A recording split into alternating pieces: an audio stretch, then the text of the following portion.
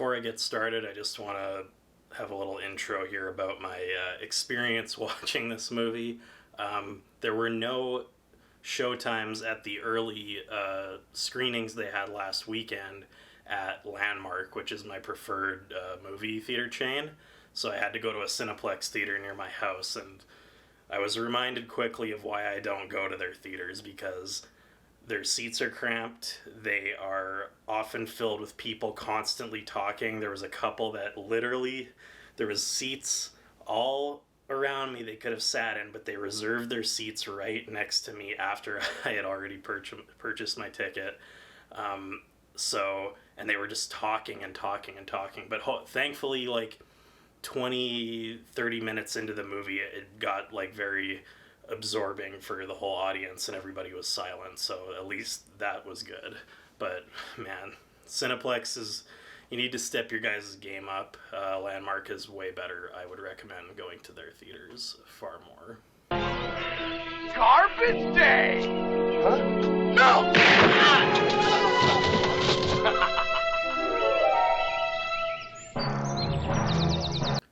Hey everybody, welcome back to the channel, and welcome to my review for Air, or Air Courting a Legend. There's... shit.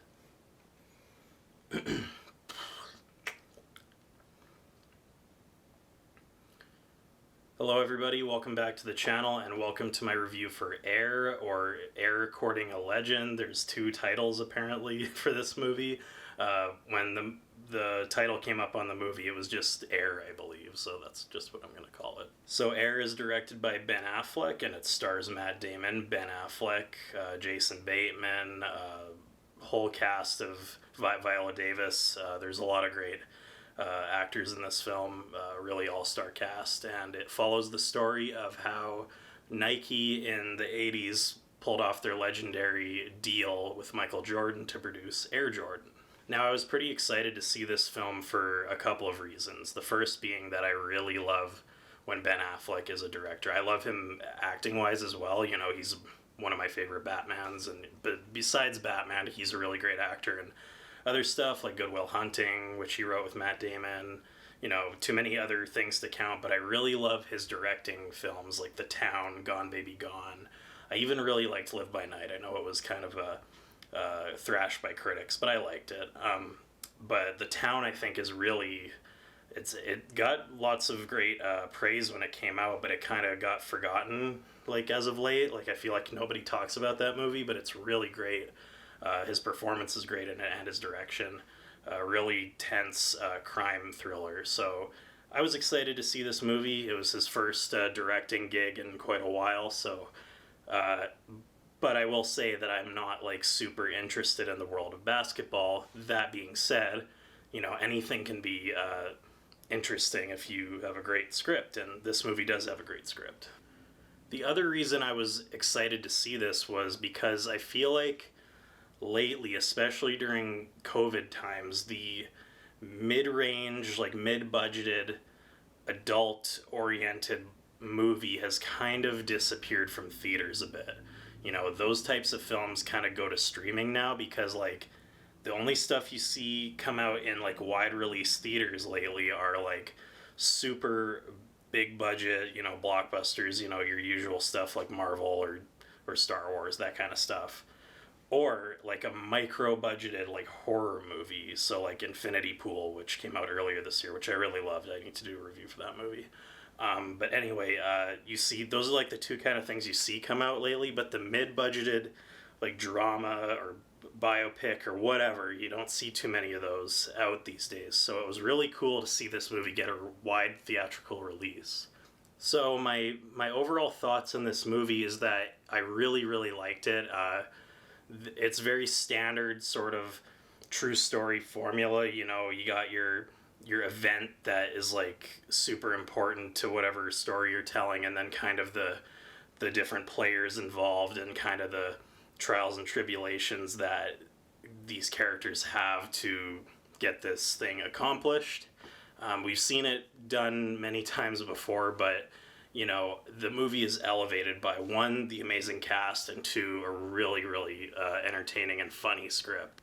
Performances all around were great. Matt Damon, I always love. I know he's, you know, kind of the butt of a joke for a lot of people because of like South Park and stuff like that and Team America. But I think he's a really good actor. I really loved Viola Davis in this movie, and Ben Affleck. He's not really.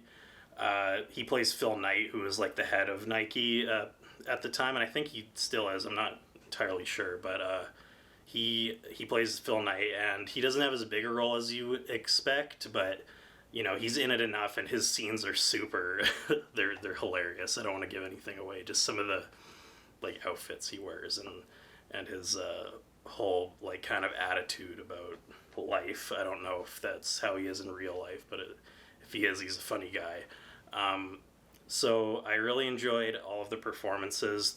But the best thing about this movie is the script. I just love films that find a way to take the most kind of mundane, sort of ordinary thing like Big Business, which I find interesting, but a lot of people probably wouldn't. But they find that sort of mundane aspect and add like just really snappy or funny dialogue to make it like engaging. And like a good example of that in this film is there's a scene where Matt Damon has to call Michael Jordan's agent and kind of negotiate to have a meeting about the shoes. And the way their conversation ends is like I was laughing pretty hard. It's kind of what you would see maybe on something like Succession, the HBO show, but it was really funny. So the script really elevates the film to be extremely entertaining, extremely funny, and just get you engaged in what is happening. And, you know, again, as somebody who's not like an Air Jordan collector, I'm not somebody who's really into basketball. I love tons of other sports, but I'm not really involved in that world. But you can really tell that Ben Affleck and the writers really kind of love this story and this world. So it's really you feel their affection come through the screen. I was a little worried when the film started because the film starts, without giving too much away, it starts with kind of a montage of like just like 80s pop culture stuff. And like, you know, the 80s nostalgia boom to me is really overdone. I think I mentioned this in a video before, but like I really am kind of sick of the 80s nostalgia stuff. But I think the way the movie opens with it is just to kind of establish the setting, because they really don't do that again. And I'm glad they don't go too heavy on the nostalgia stuff, because like, you know, there'll be like a shot of Mr. T from the A-Team or something, and it's like, really, do we need to keep going with this 80s nostalgia? But thankfully the film did not like dwell on that too much. It's just kind of to establish the opening. So I thought it was going to be a problem. It wasn't. One thing I will mention is that there's a couple actors in here that show up briefly that are, you know, kind of forgotten, like early 2000s and late 90s actors. Like Chris Tucker's in the film as one of the Nike executives, and that was cool to see him again. He's actually a pretty good like dramatic actor, you know. I remember him in Silver Linings Playbook and being really good in that too. So he should really try to get more roles like this. I think he's very good when he's not, you know, doing stupid comedy. Same thing with Marlon Wayans even shows up for a scene in this, and he's very good. Like, you know, I feel like these guys who used to do these like dumb, stupid comedies could really like have a career resurgence if they choose more roles like this. I think they could actually do some good work.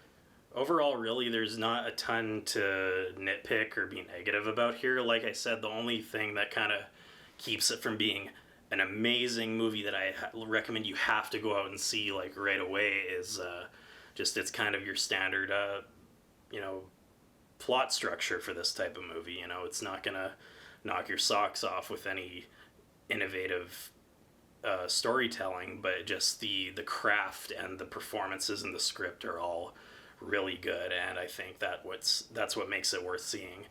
I'm gonna say that, you know, this does almost feel like a streaming movie, kind of, but I do want to recommend that people go see it in theaters just because like I said, I think we need to support these sort of films in theaters so that they don't just get relegated to streaming, and that, you know, we can get more films like this and not just the same old blockbusters and horror movies over and over. And I like those kind of movies, but you need to have some variety in the film industry. You can't just have stuff all the same. And I like streaming, but you know, the theater is kind of a special place for me, and I want to see a wide variety of things contribute to theatrical exhibition surviving, you know?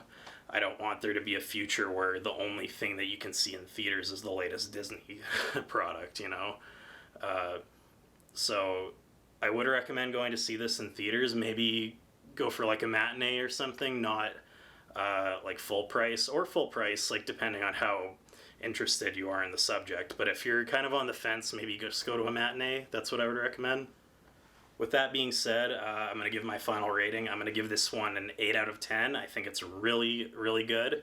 Definitely worth your time, and it's one of Ben Affleck's better directorial efforts since The Town. Thanks as always for watching, guys. Sorry this was a bit late. I was planning to have this one up on the weekend when I saw this, but I just got bogged down in some other things. But it's up now, so my next review that I'm trying to do is possibly Super Mario Brothers, but that's going to be only if I can go with my sisters, because they're, you know, probably a little more interested in that than I am. But if I don't go review that, I'll probably be reviewing Evil Dead Rise, which comes out in a couple weeks, which I'm really excited for. So definitely look out for that review, and I will see you guys soon.